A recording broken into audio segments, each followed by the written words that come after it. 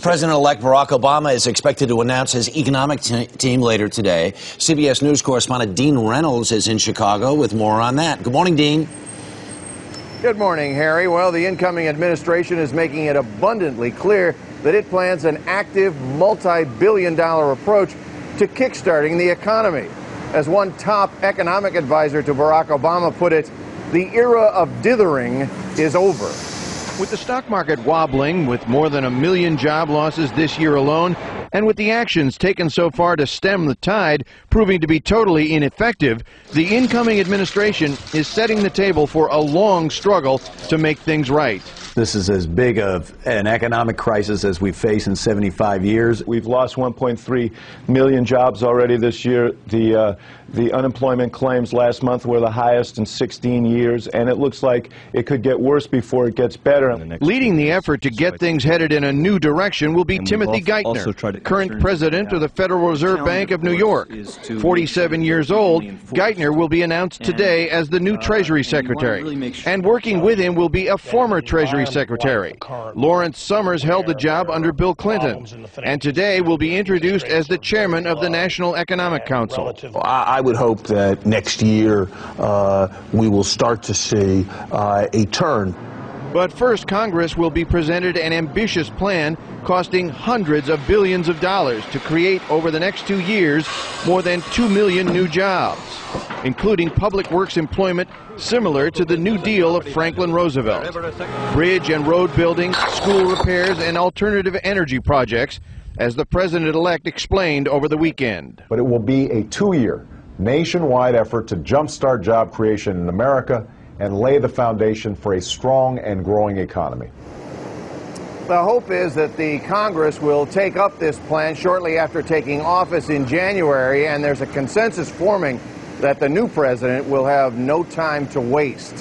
Harry? Dean Reynolds live in Chicago this morning. Thanks so much. Maggie? Thanks a lot, Harry. Joining us right now is Paul Krugman, a professor of economics at Princeton University, a columnist for the New York Times, and author of The Return of Depression Economics and the Crisis of 2008. Good morning to you, Paul. Good morning. That's a pretty dire headline.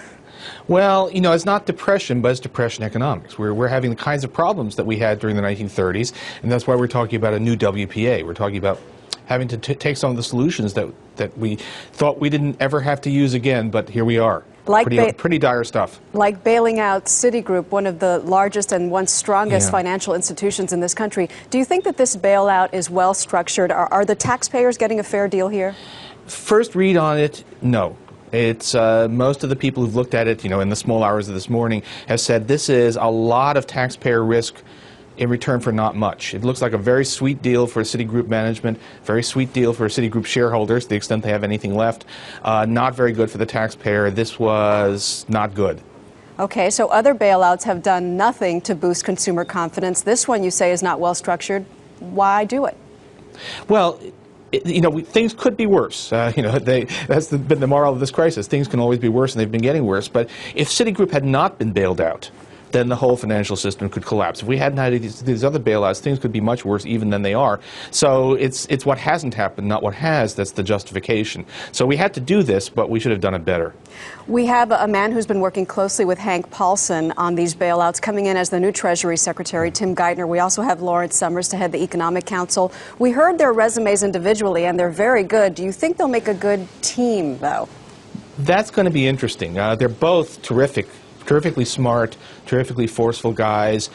You wonder a little bit about how it's going to work with two terrifically smart, terrifically forceful guys. Geithner was a Summers protege. Now they're going to be sort of holding equal status. It's going to be interesting to see how the dynamics of that works out. But look, it's great to have the best people on board. Right. That's the one thing that's really encouraging right now.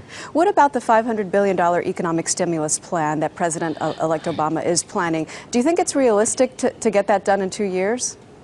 I hope it can get done faster. The back of my envelope says we need $600 billion next year alone. So I'm actually worried that this plan may be too small. I mean, this is an enormous crisis. You got to hit it with an enormous stimulus to buck the economy up. I'm still worrying that they're going to be a little bit short, because you just have to put all your notions of what is prudent aside. Being cautious is actually a very foolish thing right now. All right, Paul Krugman, thank you so much for your insight. Thanks so much.